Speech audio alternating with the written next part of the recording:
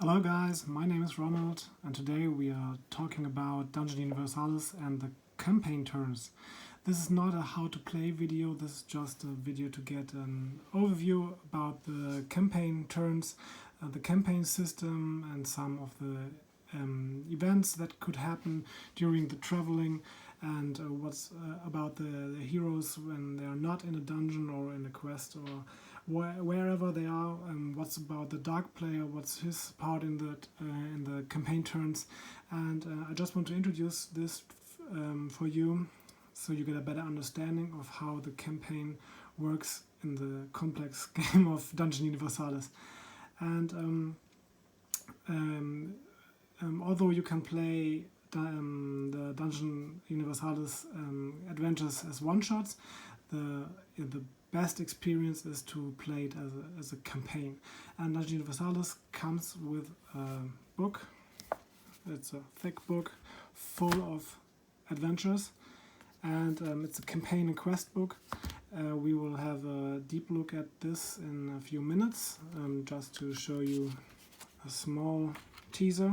There are a lot of that of quests in this, and in this video I will try to avoid any spoilers, but this isn't possible because I want to show you at least a really tiny sort of events and what could happen. So I've prepared 3 event cards I want to show you, and one dark player campaign card, or whatever it is called, cards resulting of this danger markers. I will explain to you in a few minutes, and so I hope you can understand. It's not I don't want to show you no, I want to show you at least a little bit, so maybe you will skip the part if you don't want to get any spoilers, because but I've chosen some very not common, but oh, I'm seeking for the word. Not the coolest or best or epic events I've already encountered. They're just some simplest, I guess simple is the best word. Some simple examples for events with no really spoilers or something, but it's better to see some practice and than just to talk to beat around the bush. So what's up with this map? This is a huge map. I'm going to change the camera position for you now, but I wanted to show you, so I'll give you some impressions of the huge map that's coming with the campaign. This is not a part of Dungeon Universalis itself, but with the campaign coming with that. So this is a banana for scale. I think this is a quite impressive map coming with each copy of the game. So I will change the camera position so you can give you a better view over the map. But before I do this, let's see, before I have to zoom or something. On this map you will find several icons, and it may be some kind of confusing, but it's very simple and clear. We have places and services icons like this or these over here, or in a city like this you have several icons. For each terrain you have an icon like this. So here's the borders of the terrain, field, or not a square but field, and each field has a terrain icon, which is important for the travel events. Even though the river has an icon, and the sea over here, there are icons dedicated for that kind of field. Here are some mountains and even some volcanics, and we have a look at that in detail now. Okay, alright, I'll change the camera position now. Please hold on. Maybe I'm going to cut this out from the that would be a great idea to cut it out. Let's see if it will work, but okay. A moment. And we are back in business, I guess. Okay, this was easy. No, it wasn't. Okay, this is the map, and this is a so-called danger marker for the dark player. This is the whole party. We don't have the heroes, each hero by itself, but this is replacing the whole heroes party. I'll put it over here because this is my position in the current campaign. And when we are talking about campaign turns, this is meant as every quest, when the quest is over, before the new begins, you don't just have to read some text from the textbook or something.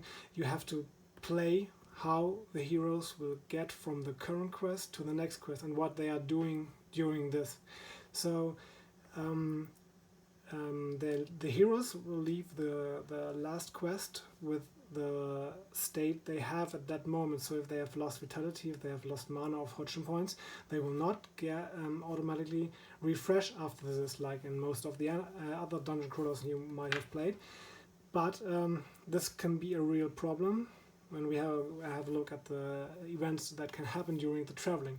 So let's say we are over here. I'll move it a bit into the center. We are over here, and I just have made the quest stated here M8. All these tiny yellow flags are representing the quest. So you have, if you want to play this quest, you have to move over here. The yellow ones, the yellow flags, are for the campaign quests. So you have to, so you cannot play them at will. So you have to follow the campaign story, which is in the campaign and quest book. And so on the first pages, this is like an adventure book. Maybe you know this from the 80s or 90s. And I guess they have a great comeback in the last years. So it's quite easy. Maybe you know it from Sword and Sorcery. You read the text where you are, and maybe you can make a decision and read on, or take the mission, the quest where you want to proceed. And if you have failed the mission, you have to read not T23 but T24, and if you have succeeded, you may have 23, and then maybe you get another follow-up quest, whatever. Okay, and so there are also red markers, red flags like this, or I hope you can see the starting point. This is down here, and here's another one. All of these, the red ones, are beginnings of new quests, and of new campaigns. These are start of the campaigns. There are Dungeon Universalis is coming with 3 campaigns, one large and one called The Return of Rasbal. But there are also over here, the Xiang, I hope this is pronounced correctly, with some quests, and the green screen thread, which is a campaign about goblins and orcs. And you have the Independence quest, I'll tell you now. So if the story in the text is pointing you to, or saying you can now take part in quest number M6, and you have been in M8 in the last time, now you have to travel from over here to here. And traveling is pretty easy. You can travel in each campaign turn, you can travel one field to the next, to the next. This is the general behavior, but this isn't everything. We have a look. It was just to say what are the blue flags for. The blue flags are standing for independent quest. I've already showed you a little teaser. Those are quests that are not bound in any campaign, so you can play them whenever you want, not wherever you want, because that's where the blue flags are for. But there are several places you can play the same quest. The M33 is over here, 34 also, but M33 is also over here. Here's M34, M33 is here, and I guess if I look around here I will also find them. They're down here. There are also some of these. So you can play the independent quest at many locations. It's meant to play them just for one time. You can repeat them if you change the faction if of the enemies you want to play against. But I will show you that later. What's meant with the factions. So we have had the yellow flags, we have had the blue flags, and on your way from one campaign quest to another campaign quest, you can go wherever you want. There's absolutely no predefined way. You can just travel around if you want to, wherever you want to do this, but if you want to, it's possible. And so you don't have to do this in the right order or in the shortest way. So you can also play 2 or 3 campaigns at the same time and just choose on your own where you want to go and what to do next. And if you want to play 10 independent quests in between the campaign quest, this is absolutely your decision. Do whatever you want. Alright, so back to the traveling. If the heroes, the players, decide to walk over here to maybe to M6, they can do this by traveling this road, and this will be one step. So this is their turn for the moment. Then they can decide to visit a place or service that is in this area. After, I'm sorry, almost forgot it. After they've resolved the travel event for this field. So I already told you there are some icons showing the terrain type. This is forest. These are the mountains. These are plains. These are roads. This is something with ice. And so if the party goes over here, they have to do a plain travel event or a road. They can choose if they want to travel by road or if they want to choose the terrain.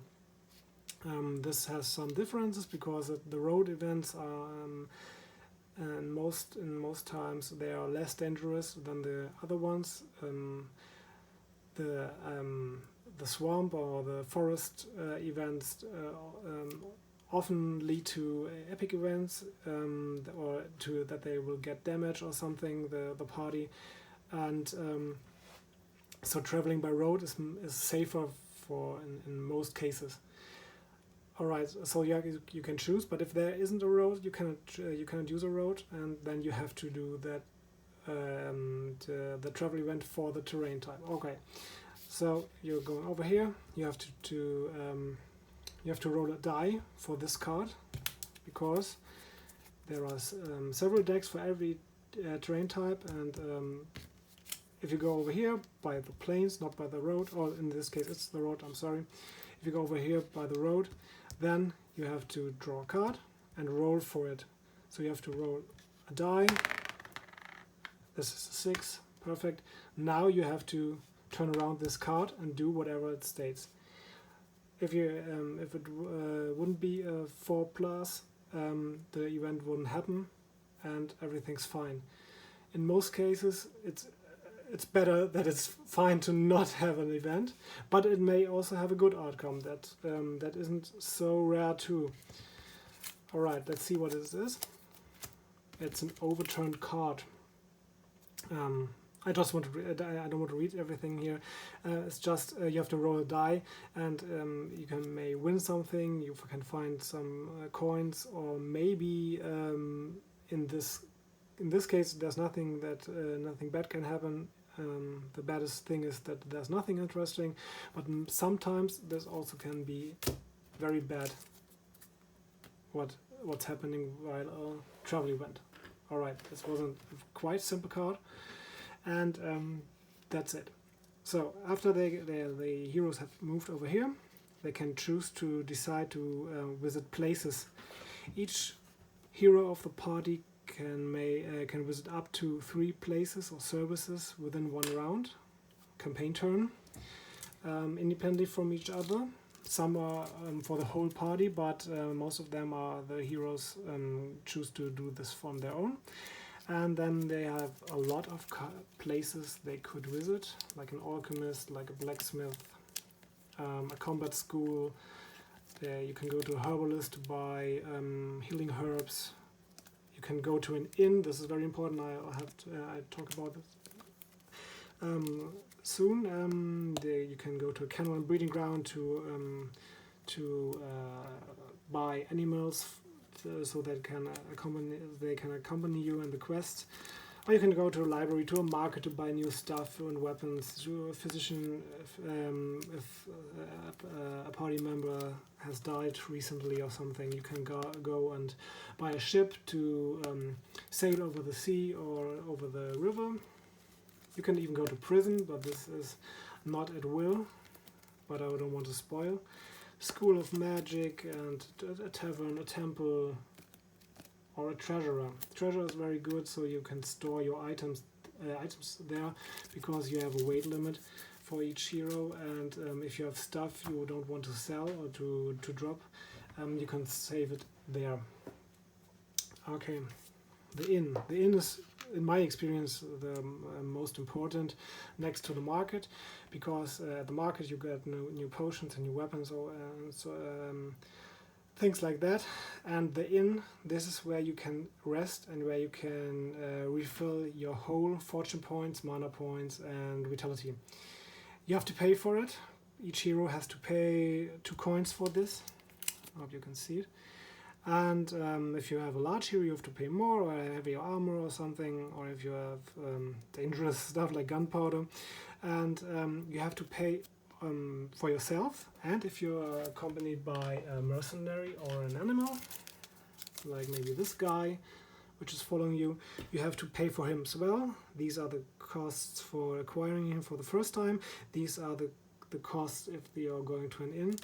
But also their wounds will be healed there completely, and their mana will be replenished and so on. And same with the animals, you have to pay the amount of coins behind the slash for them when you're resting in an inn. Okay, but you have to rest in an inn because, like I said, otherwise you won't get your mana and vitality refilled, except you're going to drink some potions for it, which is much more expensive. And this is another problem. If you have drank out all your potions within the last quest, you don't have any. And if we are talking about the more travel events very soon, you see this can lead to a very big problem. So you always have to weigh up if you want to travel as fast as you can to the next quest, or you just make a kind of extra turn to go over here, maybe go over here or over here to a herbalist, or to buy some potions at the alchemist, to buy new potions before going over here. Alright, what are the danger markers for? That's laying around over here, and very much over here down under. I hope you can see it in the video. These are for the dark player. Every time the heroes rest in an inn, the dark player roll a d6 for each hero, and I guess it's counted from the value points of the party for each 10th value point or something. He will roll it. He will roll some d6, and for each 6 he will roll, he can put another danger marker to his home base or headquarter, whatever. This is in this campaign. It's down here, and after that, in each turn, when the heroes have made their turn, the dark player's turn begin, and he can move every dark marker on the map wherever you want. An artificial dark player will always take the shortest route to the heroes, and but the dark player, the human dark player, can move them where you want. And if you move, so maybe I have to show this first. So you can move it here or here or here, like the heroes also can do. But the dark player can move over the sea without penalty or without having a boat. This is just a virtual kind of marker. This isn't meant as a party or a character or something. This is just the threat of the dark player that is haunting the heroes. So what happens if a dark danger marker will arrive at the position where the heroes are? In that case, a card is drawn from the dark player's danger campaign deck. I don't know the real name, I'm sorry. We draw a card, and this don't have to roll for it, and it will resolve. So this is a spoiled card, but it's simple. There's a thief, and the heroes have to roll, and maybe they will lose an item or coins or something. So in general, this is not. This is something you want to avoid because it's something bad for the heroes, and there are some events that can happen that danger markers are removed from the map before they can do any harm or something.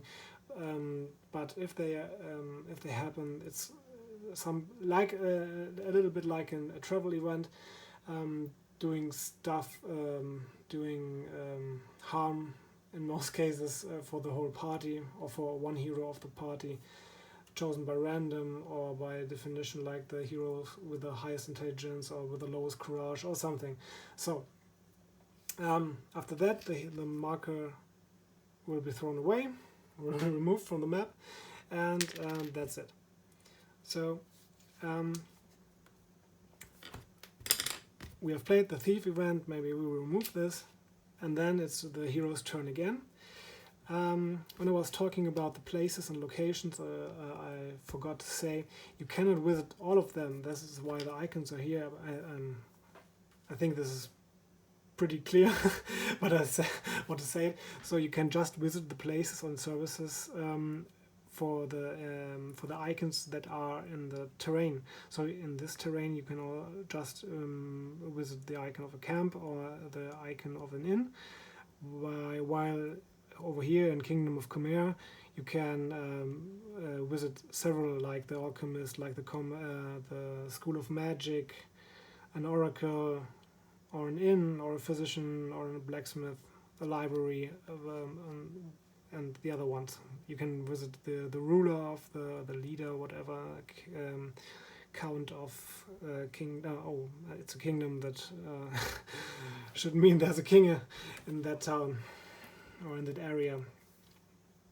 And so you can only visit the icons, and this is why you have to think about to consider about taking the longer way to the terrain you are heading for, because you can visit the place you need to fill up your potions or to buy a new weapon or to repair your armor because your armor got broken from the last travel you went, or whatever you can imagine.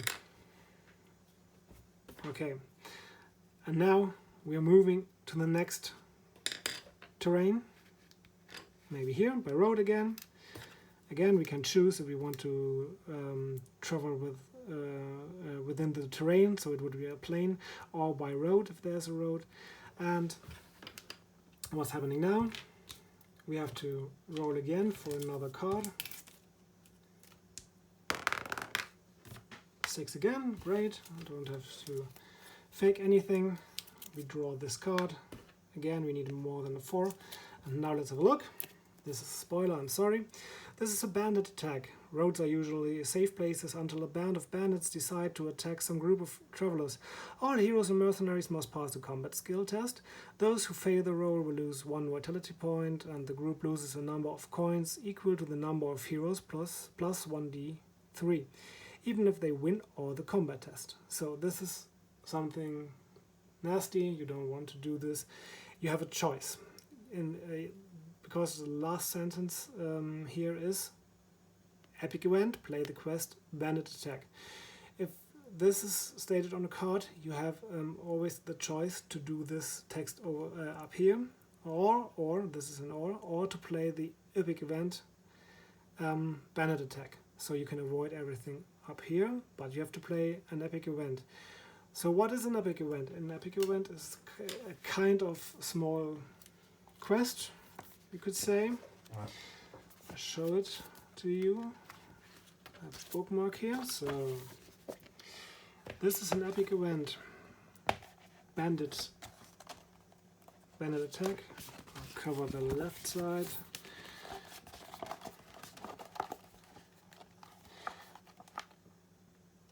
Okay. This is like a quest. You have to do a setup. You have to place the tiles, but this is more a kind of skirmish. This is it has no the epic events never have any exploration. This is just a small skirmish with some enemies you have to fight, and with some special rules. Usually there aren't any traps or power cards used or something, and you can play this. So there's the event of the bandit ambush. This was written on the card. Can be fully played as a kind of quest, which is absolutely a great feature. This is not just oh yeah, you lose some money and use some vitality if you don't pass the test. Okay, fine, next one please. No, you really have the option to play this ambush, this event. This isn't possible for everything, for every card, but there are, oops, maybe I'll show you. There are several epic events you can play, even like a little spoiler on a river or something. And all of these, this is the start page for the epic events. There are a lot of epic events you can play. And you can try to make the best of the situation to avoid that the bandits are stealing your money and maybe that you are losing any vitality. So you have always the option to choose if you want to just go with your fate and do what the card says, or to say, nope, we are gonna make the best of it, out of it. We want to kick some bandits' ass, and let's see if they will run away with our coins. Okay. This is again, this is an absolutely great feature of Dungeon Universalis. If I remember playing Descent 2, for example, there were also some travel events. There was also a map you can travel around, but this was very limited. You I'm speaking about the app. I'm sorry, I have never played Descent 2 without the app. And you can there was the card where you wanted to where you could choose to travel like here, but it was much more limited because and not any locations were available, and there were also some travel events in between the locations, but this was really like, oh yeah, do a test, oh someone's waving for you from the far distance, and now it has disappeared, and I have had this travel event for 3 times already, and I never know what's going on with it. Okay, but now we are not playing Descent 2, and we don't want to talk bad about it. We are playing Dungeon Universalis. So this is what happens between the quest. There's much more. This was just a small overview. There are things I don't want to get in the detail, but you can travel by the river, and if you're going downstream, you can move up to 2 fields, and if you're going upstream with the boat, you can do it just 1 field. If every hero has a mount to ride on, you can travel on roads and plains 2 fields in 1 turn, and there's some seasoning change. So after I think it's about 30 rounds of campaign turns, there's the winter's coming. That's what says the book. Winter's coming. It's not a cite from me, from a well-known book and TV series. It's not my site, and the seasoning is changing to winter and then back to summer again. And when there's winter, I guess I haven't had this, but I think the river's frozen, or some kind of terrain is frozen then, and you have to draw other cards for it. And there are, depending on the group's alignment, your group can be neutral, good, or have an evil alignment. And there are some places and cities that have a good or an evil alignment. And if you roll for travel events, there you have to add a +1 if it's the opposite of your alignment, so you will much more have the bad outcome of a card or an event. And there are you can travel to the islands up here. You need a boat for this, which can be rented here in the docks and piers. There is some more. I've spoiled this when we saw the services in place. There was something like prison, and there are other cards that you are forced to draw, like the bridge here. Here are bridges, so you can't just go across the river from here to here. You have to use a bridge, and if you are here and you want to go over here, you have to choose to walk all the way up here or down. It's out of the card. Sorry, the next bridge is down here. Here is it. So you have a long way, and you just can't move across the river.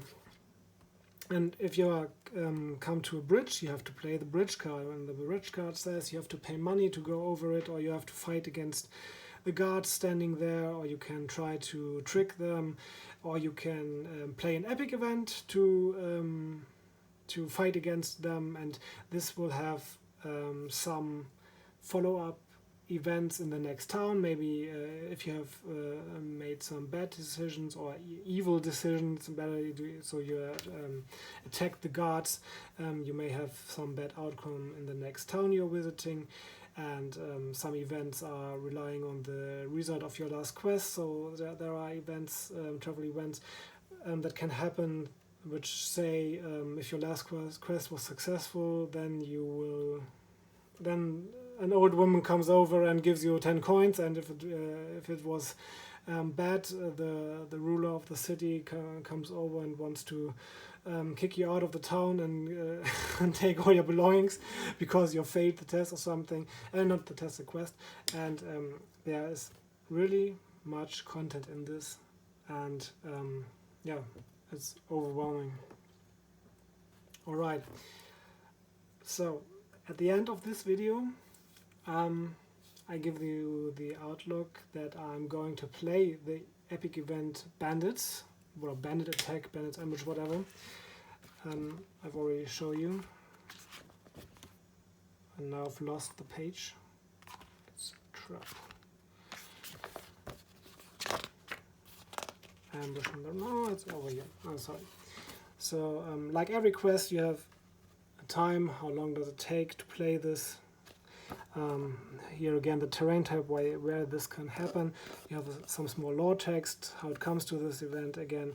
And here's the goal. You have to knock out all the enemies. The faction is the bandits. The setup is, we have a deeper look in the next video. There are some special rules, the enemies, and the terrain that is used, the tiles. So I want to play this, and I want to have give you the opportunity to participate in this. I will record my play against these bandits, and let's see if I come out there with all my heroes and hopefully all my companions and kick some bandits' asses. And yes, let's see how this will go. And one last thing to show, I promised to show you at the beginning of the video when we are talking about the independence quests and the factions. I don't want to forget this. So once again, yellow ones are the campaign quest, and we are talking about the independent quest, the blue flags on the map. You can participate whenever you want, but not wherever you want. But these are quests like the main quest. You have some lore text, you have a setup in the quest, and how to set how to lay the tiles, and this can also be a skirmish type with a fixed map, a static map, or with exploration. And every quest, like Explore the Barrows, has a faction like this Creatures of the Night. So you play against Creatures of the Night. And with Dungeon Universalis there comes another book. This is the Bestiary. I hope this is pronounced really, Bestiary. There are several factions in it. So what are those factions? Let's see. The bandits we will fight against.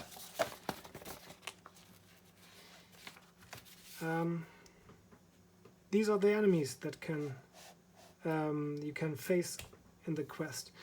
So there can be human bandits, red folk bandits, goblin bandits, or dwarven bandits, or ogre bandits, and all of these characters can appear. They can have a different configuration. So if we have a look at the goblin bandit, he can be equipped with a short sword or a scimitar, and he may have a shield and a leather armor, but he can replace the weapon and the shield with a short bow. So even if you're fighting against a goblin bandit and there's another goblin bandit, this is optional, he may have another equipment coming with him. And characters, so enemies in Dungeon Universalis are like heroes, like any characters, like mercenaries, like animals. There is absolutely no difference. I'm going to show you the hero sheet once again. Where are my hero sheets? They're gone.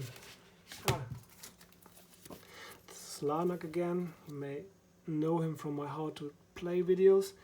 And if we lay this against, this is absolutely the same. They have the same attributes, they have the same skills, or may have the same skills, they may have the same weapons, the same armor, absolutely the same.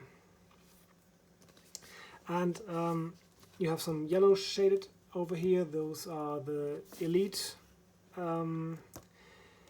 enemies. You have some red shaded here. Those are the champions, the big bosses you can fight against. And to not go too deeply, but to go again with the factions. This is the faction of the bandits. You have a text about them, with their history, with their background, and you have this for all the factions. I showed you on the back of this book. Not all, I'm sorry, not for the worms and reptiles and insects, but for all the real cultured. For all these folks or factions, you have elite and champion and normal imps, or whatever they're called, minions. We have a red folk clan. We have lore for everything. This is absolutely great. This is like a real role-playing game, like a real pen and paper role-playing game. And this is the faction of the Northern Barbarians, where my pretty red-headed barbarian female warrior is coming from. I'm using always in my how to play videos, and here you can see how she can be equipped. And if you don't want to make the configuration on your own while the quest, which is highly recommended for me because I'm a solo player, you have a spawn table down here, so you can just roll a d6. Maybe you have to add some modifiers to it, and then you spawn 3 fanatics and a wolf, or a barbarian champion with axe and shield, so you don't have to do the configuration on your own when you're playing. The dark player can do this, but an artificial dark player cannot do this, so you always have to play with the spawn table when you're playing against an ADP. But a real human dark player can use it, can set their heroes up like they want. And this is absolutely great. And if you have spent some more money during the Kickstarter, or there, oops, I'm so sorry, I have to wait.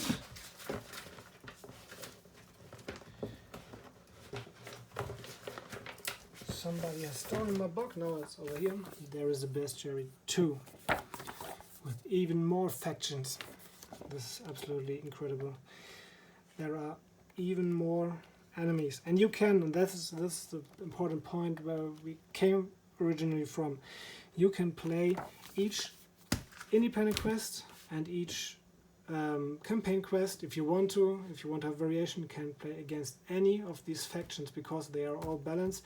There is a calculation with value points according to the value points of the hero's party, and this scales up with the hero's party. And if you want to play the same, explore the barrows, or how the independence quest was told, which was is originally written for the creatures of the night, so with skeletons and zombies and vampires and all those creatures, you can just change it to orcs or to red folks or to the wood elves or whatever, and then you take their page and use their spawn table and play the same quest again and again and again against each faction. And of course the setup of the dungeon, so the tiles won't change, it's always the same map, but the heroes, and not the heroes, the enemies will be completely different. It's a completely different experience in fighting because it's they are different characters. The for example, the big boss of the creatures of the night may be a Dracula-like vampire, but the big boss of, let's see, the cave goblins and minor orcs may be a demonic idol which has completely different skills and maybe spells or whatever, like the Dracula guy from the Creatures of the Night. So in the last room where the final fight is taking place, there will be a completely different final battle, where if you're playing against the Creatures of the Night, then when you have to play against the orc gang, whatever what that was, or against cave goblins, or against the cultists, where there's a demon as a final boss, or the troll kingdoms with the troll king or whatever. So this is absolutely great. This is the biggest variation I can imagine in a board game. Yes, kudos to Ludic Dragon for doing this, and I hope you now have an overview about this. Like I said, I'm sure I have forgotten something. I have just shown the surface of all the stuff that is in between the quests. The main part of the Dungeon Universalis is, of course, the dungeon crawling part, the exploring the maps and the skirmish maps or the quests, whatever. But the campaign turns are a large part of the game too. So where you can do your leveling up and buy the new stuff and go to the places and choose if you want to visit a town before entering the next dungeon or something. And you have to do this because you're leaving the last dungeon like you have with those stats and those health and fortune points and mana points that you have when you were in the dungeon. And it's a seamless way out of the dungeon into the next dungeon. So there is no whoops, it's over now. Now we are back with full energy and full power, and let's go a step into the next. Let's just read a small text block, and oh, here we are again in the next dungeon. Of course, you can play this. You don't have to do the whole campaign turn, but for me, it's an important feature of the game. It's not it doesn't feel like optionally or a burden to do this. It is a real part of the game, of the campaign. If you're going to do only one shots, you can just play one shots with Dungeon Universalis and it won't be worse. or bad or whatever, but the campaign turns make the feeling of a real role-playing campaign, like a pen and paper playing Dungeons and Dragons campaign or something, but compressed into a board game, and this is absolutely great. And so I'm my time's over for this video now. I'm not sure how many time has passed since I started. I guess it's about 45 minutes, and I hope you will come back and see how I'm going to fight against the bandits, and let's see how this will happen. I guess I will make at least one more video in between about how to set up the epic event and to have a look at the bandits and how to configure them, and maybe some strategy already for how to place the heroes on the map, so we have a chance to beat them. And then there will be the action video where I show you how to do or how to fail. We'll see. So thanks again. Come back again, subscribe to the channel if you like it, and please rate this video up or down, and so I can see if it is helpful.